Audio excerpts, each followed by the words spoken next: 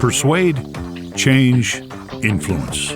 That is the motto of the U.S. Army's Psychological Operations Regiment. Military operations do not always require lethal force on a battlefield. Military information support operations can employ non-lethal actions and messages to attain military objectives. PSYOPS soldiers are highly skilled, specialized operators whose work encompasses executing psychological actions in the development and dissemination of influential messages. I think the most important thing for a PSYOPS soldier is to be very well-rounded. It's an ability to fit into any environment. Trained in persuasive techniques, PSYOPS soldiers use their skills to change attitudes, behaviors, values, beliefs, and influence foreign audiences through executing actions in the delivery of messages utilizing a variety of techniques. Tactical PSYOP team will usually be attached to a special forces team, and what they do is they look at what those teams are trying to do, and in order to support that, they find behaviors of the local populace that they can change to best accomplish that mission. While performing military information support operations, PSYOPS soldiers conduct thorough research and analysis of the intended audience. They employ specific communication methods using a variety of techniques, technology, and mediums to develop and deliver messages which will have the greatest impact and influence. These methods often incorporate the use of state-of-the-art multimedia products that convey U.S. policy and national objectives. The PSYOPS soldier is a critical component of the U.S. Army Special Operations Command. To be a successful PSYOPS soldier, I think somebody has to be dedicated, they have to be motivated, they have to be intelligent, and they have to be able to work not only in a team, but also independently and be a free thinker.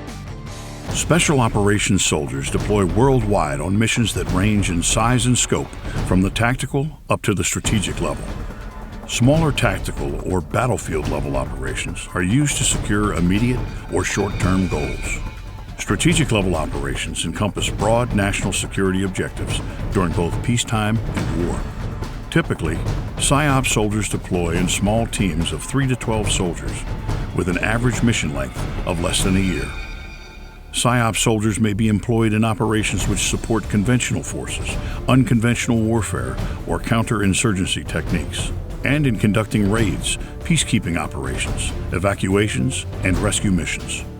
When deploying, you may also assist other government agencies in support of foreign governments, humanitarian assistance, and drug interdiction. I was briefing a Minister of Security with what I thought was the best method for that host nation to better the image of the police force at that time. That was the example. PSYOPS soldiers can also operate as a force multiplier, meaning they increase the operational capabilities of the military organizations they are supporting. This requires PSYOPS soldiers to be versatile, agile leaders in top physical condition who are tactically and technically proficient with strong intellectual and communication skills. Be prepared for a very diverse mission set and be prepared to study more than you've ever studied before. We are cultural experts and you have to be at that standard. You have to be both physically fit and mentally fit in order to be capable enough to do your job. Following assessment and selection, PSYOP candidates receive extensive, specialized training at the U.S. Army John F. Kennedy Special Warfare Center and School at Fort Bragg, North Carolina. I think the PSYOP soldier thrives in environments that can be chaotic just because of the challenge. Just going through the course itself, each day presents a challenge, each task presents a challenge, and mastering those challenges throughout the course will give you the skills to master those challenges throughout deployments. Training includes up to 12 months of instruction in influence operations, foreign language, cultural awareness, regional studies and analysis of political, social, and economic condition for their designated area of operations. To be a PSYOPS soldier, you must obtain qualifying scores on both the Armed Services Vocational Aptitude Battery and the Defense Language Aptitude Battery. Starting out in the PSYOP community has enabled me to get a lot of free education. I've gotten my baccalaureate. I've now recently received my master's degree. I've been to many different schools that enable me to accomplish my mission at a higher level. You must be eligible for a secret clearance, airborne qualified, or volunteer for airborne training. PSYOPS soldiers' benefits include airborne and foreign language proficiency pay, civilian education opportunities, worldwide travel, advanced specialized training, and potential for faster promotions. Within the ranks for myself, within 3 months of being in the unit, I was promoted to staff sergeant and became a team leader. And I have witnessed my peers rise through the ranks at a much quicker pace than when I was in conventional Army. The Army's most specialized experts in influencing foreign audiences. Psychological operations. Persuade, change, influence.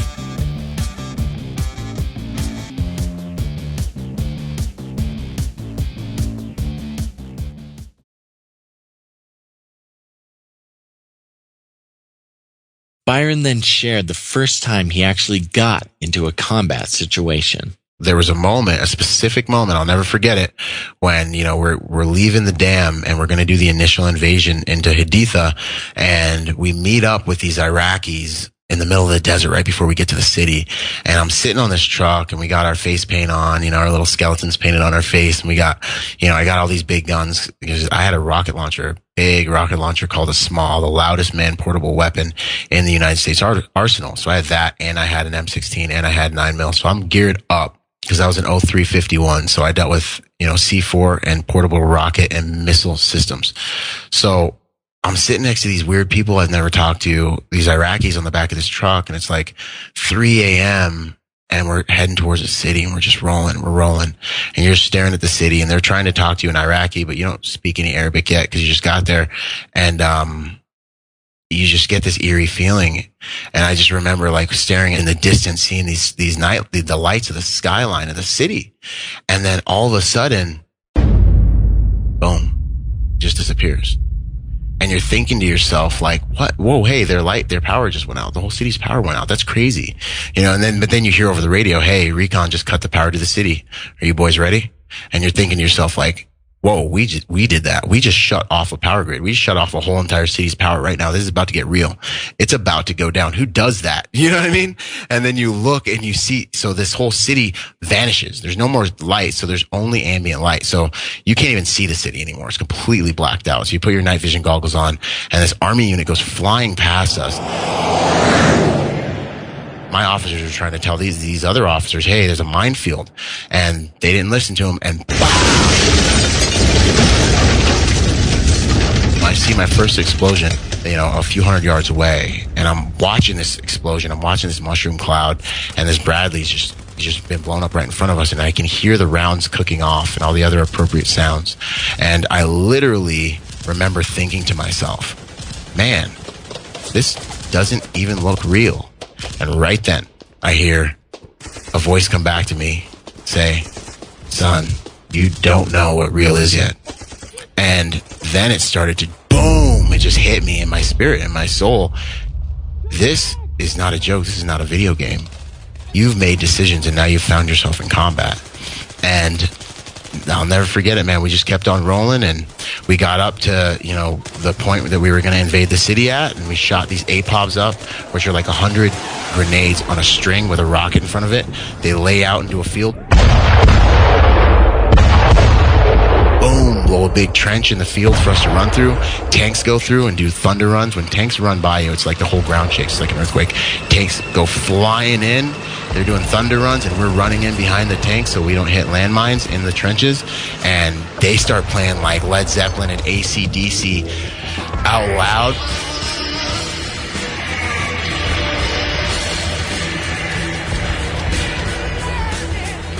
Boom! Because it was just PSYOPS. So you had psychological operations going on, and apparently the Iraqis believed that like rock music was like the devil, the devil's music. So we're playing like rock music, and we're going into this place, and it's just crazy intense. And we're running in there, and you're dialed up. You're hyped up because you're like, I'm going home to see my family, and I'm about to get into a firefight. Man, I'll never forget it, man. You make it into the city, and the next moment, it's breaking out here, breaking out there. Then you have PSYOPs that have these big speaker systems on their trucks that are playing stressful sounds, They're playing sniper shots. They're playing women crying. They're playing babies crying. They're playing laughter. They're playing really scary piano riffs. They're playing trains coming right at you. They're blasting the sound in the area. They were just playing the rock music. And then the mosque kicks on, you know. And then you have your insurgents in there at the mosque, and they're sitting there, and they're talking about killing the infidel, and they're talking about killing the Americans in Arabic, in Arabic, and you're listening to us with our sounds and them with their sounds, and then firefights are breaking out. And I just remember, you know, one of my seniors runs up to me, he taps me on the roof, and you're laying on this roof that's sucking all the heat out of your body, you're freezing cold, and the dogs are barking, all this stuff's going on, and he's like, hey Rogers, you okay? And I'm like, yeah. And he looks at me and he's like, straight up Twilight Zone out here, isn't it? And I was like, yeah. Yeah, it is. So that was my first night in combat.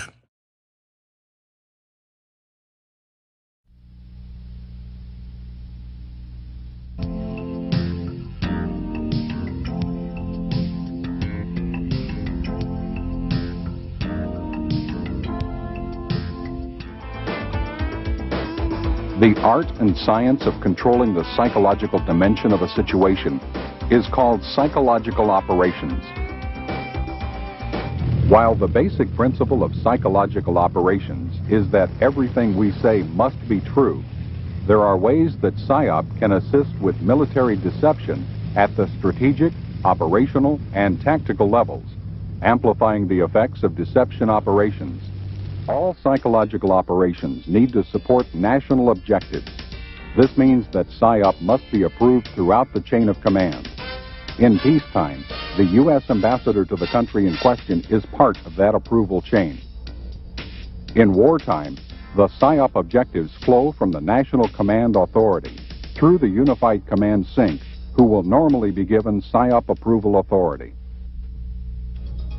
Whenever possible, PSYOP products should be tested before they are distributed.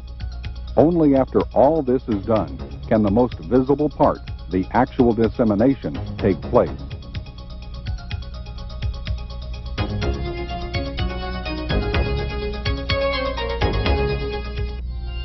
Finally, we assess the impact of the products. This allows us to make future products even more effective. To plan psychological operations, each regional sync has a PSYOP staff planning officer who is supported by the 4th Psychological Operations Group at Fort Bragg. The staff planning officer will usually task a PSYOP assessment team to analyze the situation and suggest products to use or actions to carry out. The important point of the PSYOP preparation of the battlefield is that it has to begin before the war starts.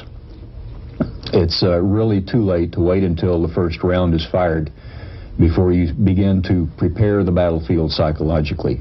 It takes time, it takes some effort, and it needs to begin as early as possible.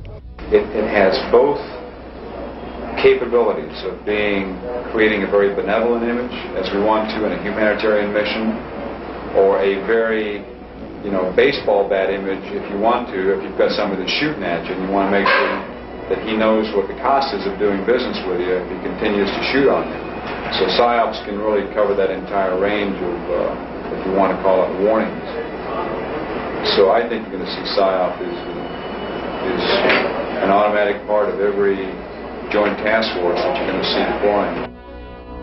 I don't think there's any operation that we will ever conduct without having PSYOP in up front. I can guarantee you that.